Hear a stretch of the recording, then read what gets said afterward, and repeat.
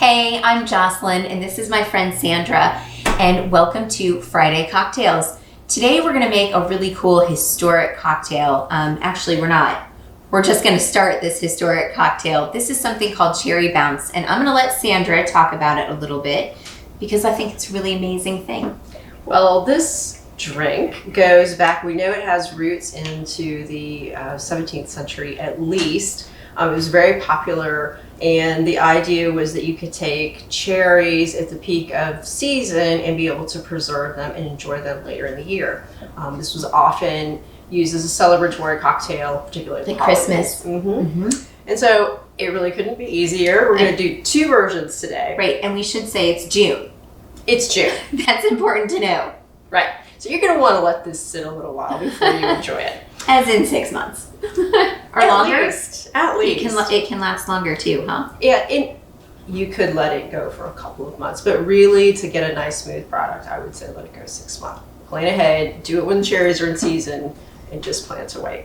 Okay. So all I'm going to do is take this bit, and you see each one of these containers is about halfway full of cherries, maybe a little bit less.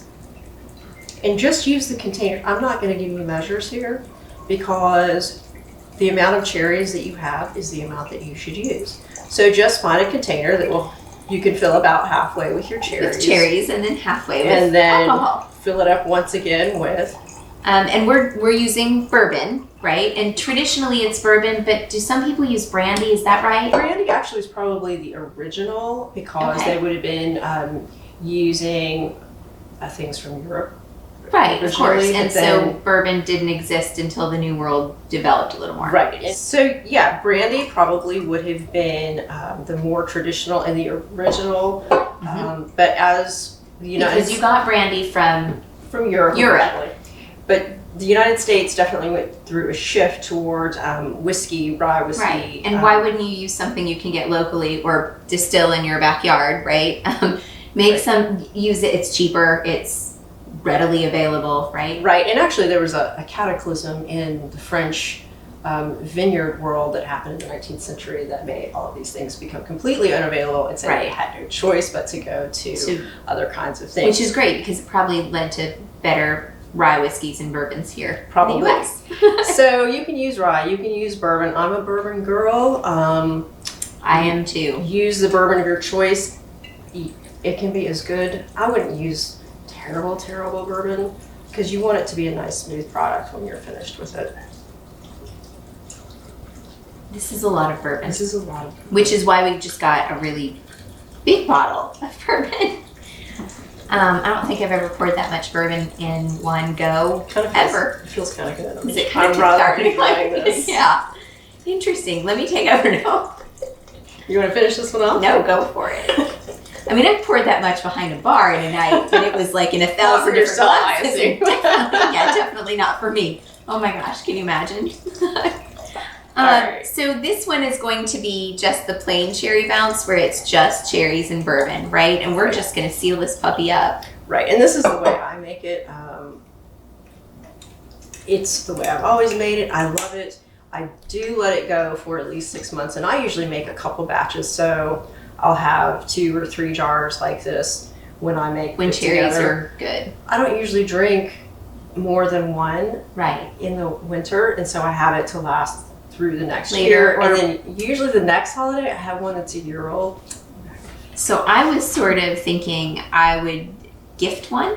Yes. I have a friend who's really into bourbons, and I thought he would really love a gift of this. So it would be kind of cool. Just tie a big bow on it and hand it off. Absolutely, so easy. But there's another way to do this. Right. So there are old recipes too that include some sugar and some spices. I personally don't think you need them. As I've said, tend to shy away from sweeter beverages. Other people really like a little sweeter taste. So we're going to do a version with some sugar and some spice, and I think this is going to be your gift batch. Yeah. So this is a 1/4 cup of sugar, and I'm just going to dump it right in there. To me, that's like a ton of sugar. And then we've got some spices. We're going to just drop in a whole cinnamon stick. And I think that would be important. 2 cloves. Yep. And Jocelyn's cut off a little piece, about a sliver of nutmeg from a whole nutmeg. I do recommend don't try and use ground spices here. You want to go ahead and use the whole stuff. Otherwise, they're just, after it sits in alcohol that long, I'm sure that they would get nasty. But I love, and they're so, I think nutmegs are so beautiful. They're inside. beautiful, and fresh nutmeg, there's no comparison to the stuff that you get pre-ground at the grocery. So all you do now, make sure you've got a good seal. And so we're just going to put these in my pantry. Label them so you, of course, with the date and what it is, right? So that you'll remember, especially if you're making more than one batch. That way, you'll remember what year it came from. Yeah, and that is actually a fun treat to find something that's a couple years. It's in the back of the pantry, like, oh my gosh, it's vintage. I can see it. So good.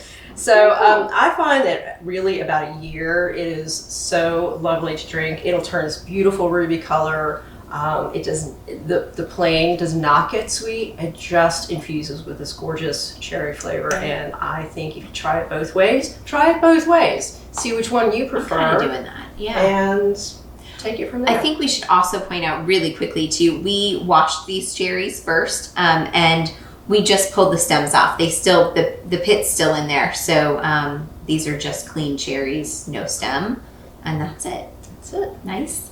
All right. Hey, so it's been 6 months since we made our cherry bounce, and quite frankly, it's been so long I don't remember what I said in the first half of the video. But as you can see, my cherry bounce has been sitting since June of 2020. This is the unspiced. I also made a spiced version, but that I'm going to give to a friend of mine for Christmas. So this one, I'm just going to ladle into a cordial glass. You can put the cherry in it, or you cannot. You can serve this neat in another glass, but this is definitely like an aperitif sort of thing, and maybe an after dinner drink, something like that. It's a sipper. This is not for the faint of heart. So I'm just going to put a little bit in there, and I've left the cherries in there. Although, you know what? On second thought, I think that alcohol-laden cherries might actually be really good. So I'm going to stick a couple of those in there, and we'll see how it goes. Wow. Okay, it's strong. I mean, it's straight liquor, and but it's sweet. But because it's cherries and good fresh cherries, it's kind of tart.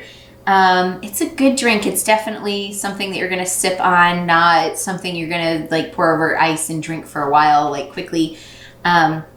This is kind of, in my opinion, one and done, but it's a great drink, and we're putting this out at Christmas time so that you can make this and let it sit for an entire year. 6 months is great. I would think that that's about the minimum that you want it to sit.